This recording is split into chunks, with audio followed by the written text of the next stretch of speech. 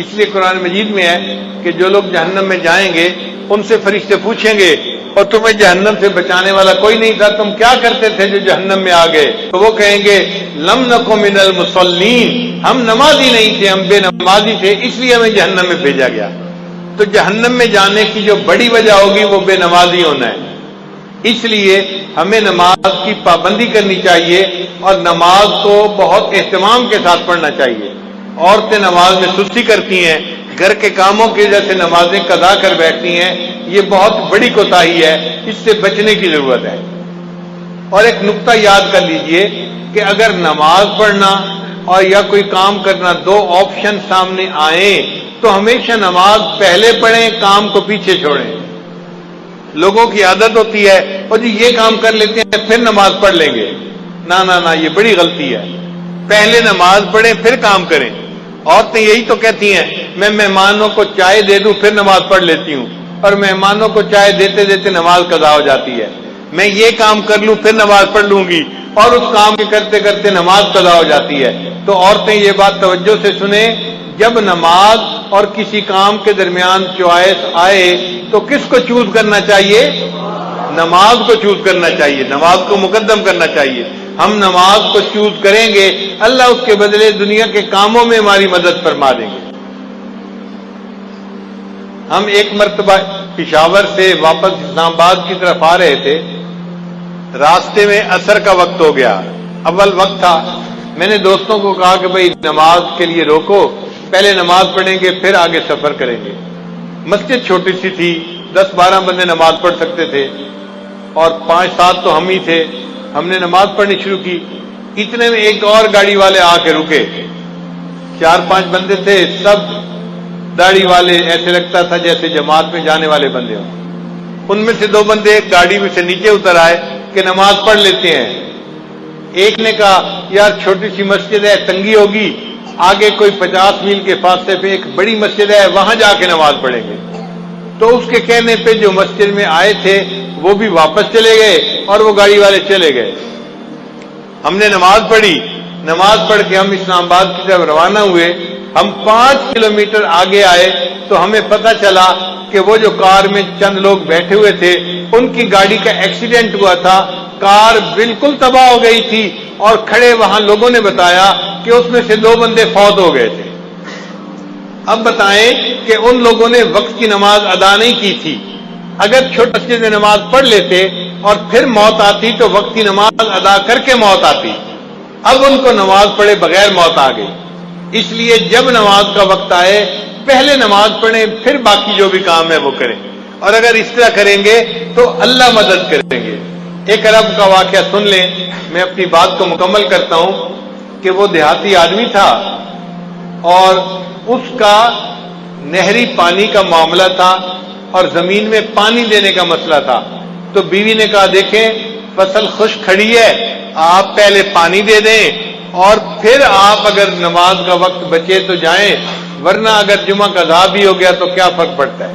اس نے کہا ہرگز نہیں، میں جا کے جمعہ پڑھوں گا اور پھر بعد میں آ کے دیکھوں گا پانی کا وقت بچتا ہے یا نہیں بچتا۔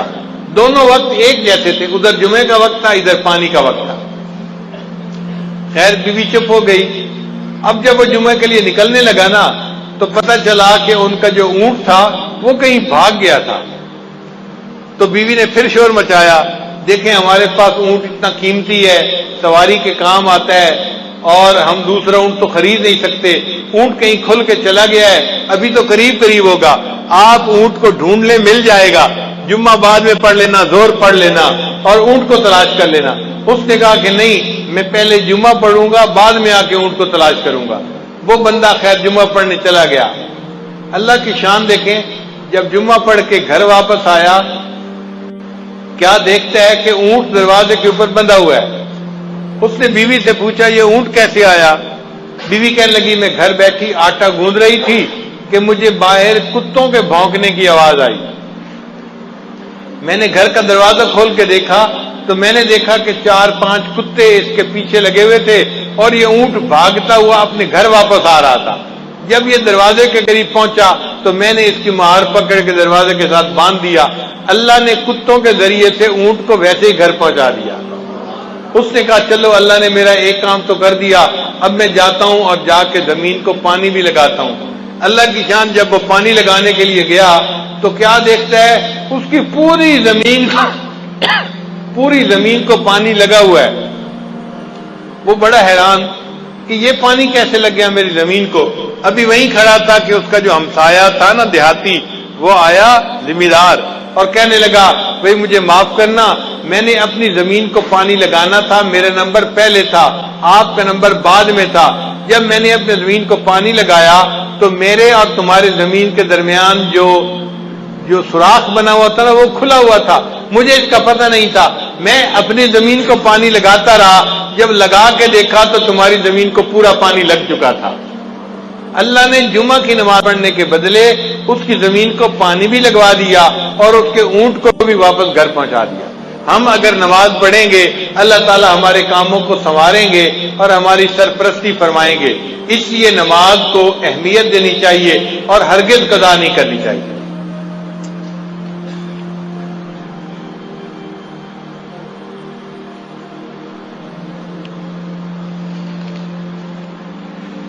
میری زندگی تو فراق ہے وہ ازل سے دل میں مکیں سہی۔ اللہ تعالیٰ ازل سے ہے دل میں، مگر دنیا میں ہے تو فراق نا۔ میری زندگی تو فراق ہے وہ ازل سے دل میں مکیں سہی، وہ نگاہ شوق سے دور ہے رگ جاں سے لاکھ کریں سہی۔ بندہ دعا مانگتا ہے اللہ ہمیں اپنے گھر کا دیدار عطا فرما، حج عمرے کی سعادت عطا فرما۔ کئی مرتبہ سعادت نہیں ملتی تو شاعر کہتا ہے تیرا در تو ہم کو نہ مل سکا تیرے راہ گزر کی زمیں سے ہی۔ تیرا در تو ہم کو نہ مل سکا تیرے راہ گزر کی زمیں سے ہی، ہمیں سجدہ کرنے سے کام ہے جو وہاں نہیں تو یہیں سے ہی۔ اللہ سجدہ کرنا ہے نا، وہاں جا کے نہیں کر سکے تو یہاں تجھے سجدہ کرتے ہیں۔ اور آخر پہ کہتے ہیں سرے طور ہو سرے حشر ہو ہمیں انتظار قبول ہے۔ آج دنیا میں ہم غیب کے سجدے کر رہے ہیں، اللہ ہمیں قیامت کے دن دیدار کے ساتھ سجدہ عطا فرمائیں گے۔ سرے طور ہو سرے حشر ہو ہمیں انتظار قبول ہے، وہ کبھی ملے وہ کہیں ملے، وہ کبھی صحیح وہ کہیں صحیح۔ اللہ ملنے کا وعدہ تو کرے، کہیں ملنے کا وعدہ کرے، کبھی ملنے کا وعدہ کرے، ہم انتظار کرنے کے لیے تیار ہیں، مگر ہم آپ کا دیدار کر کے رہیں گے اور قیامت کے دن آپ کے قدموں پہ سر سجدے میں ڈال کر رہیں گے۔ اللہ تعالیٰ ہمیں نماز کا پکا پابند بنا دے۔ وآخر دعوانا ان الحمد للہ رب العالمین۔